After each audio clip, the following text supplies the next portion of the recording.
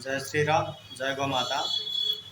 ये हूँ गंजाम जिला ब्रह्मपुर सबुठारु बड़ मेडिकल ब्रह्मपुर मेडिकल जहाँकि पुरातन मुख्यमंत्री श्री राजेंद्र नारायण सिंहदेव द्वारा 1969 मसीहा फेब्रुआरी 21 तारिख में उद्घाटित होता। तार परिमल व्यवस्था एते खराब जदि जड़े रोगी कि रोगी का संपर्कीय से मेडिकल रे बसवास करती ताहले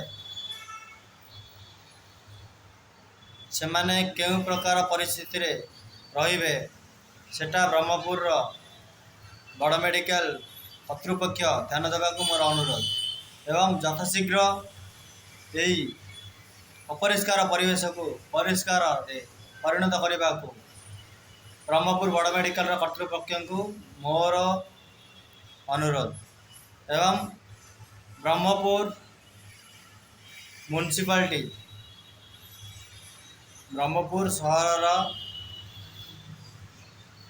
बहु व्यक्ति यही मेडिकल उपरे निर्भर करती एवं ब्रह्मपुर आखपाख बहु अंचल एठू अनेक रोगी आसी था एवं रोगी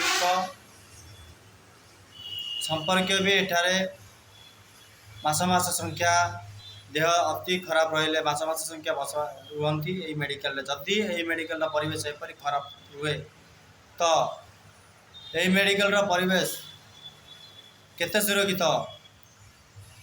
ब्रह्मपुर बड़ मेडिकल कर्तृपक्ष को मोर ये गोटे प्रश्न यथाशीघ्र यह परिवेश को परिष्कार करने को मोर अनुरोध